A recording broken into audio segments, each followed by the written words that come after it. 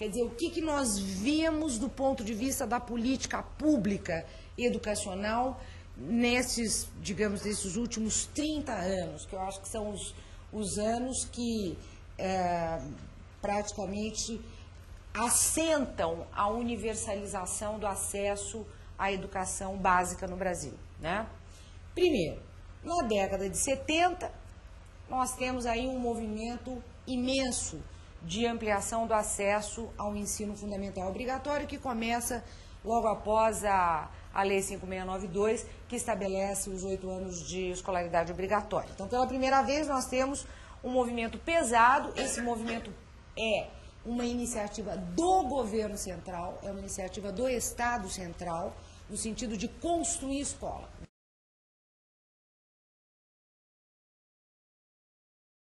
Como havia uma relação direta entre o governo central e as empresas públicas e privadas, né? Não sei se vocês aqui a maioria é muito jovem, mas os mais velhos sabem, né? Que no início da década de 70, 62% do PIB brasileiro era fruto do capital estatal, né? Quer dizer, nós tínhamos uma economia que passava por um processo de diversificação crescente, mas essa diversificação da economia brasileira, ela não obrigatoriamente, ela abria a produção, né, a produção da riqueza para o setor privado. Quer dizer, a lógica de funcionamento do regime militar no Brasil foi bastante centrada no Estado, na ação do Estado, na intervenção do Estado, em como o Estado faz, etc. Né? Um regime totalitário que impediu todas as liberdades civis e políticas, mas que, além disso, interferiu pesadamente na economia. E esse processo de intervenção teve reflexos na área da educação, né? Ele teve reflexos na área da saúde, teve reflexos na área da educação. Na área da educação, a intervenção mais forte do Estado, além da Lei 5692, que estabeleceu o ensino de 8 anos obrigatório, né, a escolaridade mínima, né? Além disso, nós temos um processo de expansão enorme do acesso, de construção, e a lógica construcionista, que para nós foi bom, porque pelo menos foram abrindo a escola para as crianças terem lugar na escola, né? Mas a lógica construcionista do regime militar, ela estava absolutamente centrada numa ideia de política habitacional, que vocês já viram uma política habitacional ser definida por um banco?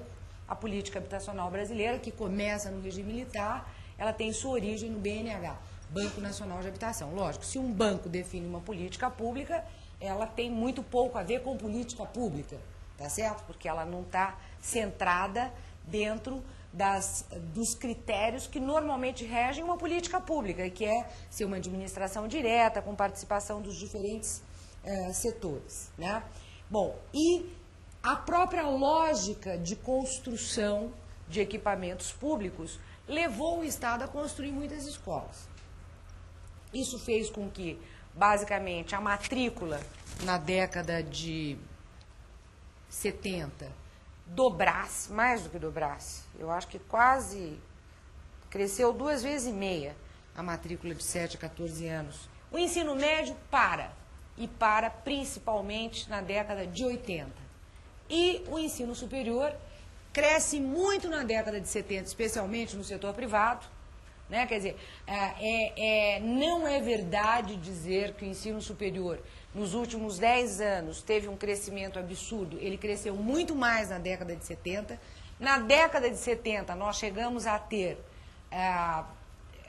1977, 78, por aí, nós chegamos a ter mais ou menos 77% da matrícula do ensino superior no setor privado, né? Quer dizer, porque o processo de expansão ele se dá todo na década de 70, tanto na de 7 a 14 anos, como no ensino superior privado, né? Bom, e daí, quando nós chegamos à década de 90, já com um novo marco legal, uma nova Constituição, etc., nós temos aí, primeiro, o ensino fundamental quase universalizado a partir dos estados e municípios, não a partir da União. A União atuou basicamente no seu papel de dar algumas condições. A merenda escolar, que dava desde a década de 40. O livro didático, que começa na década de 40. A construção de escolas, que ganha força especialmente na década de 70. Os programas de assistência ao estudante, basicamente estou falando da União, né?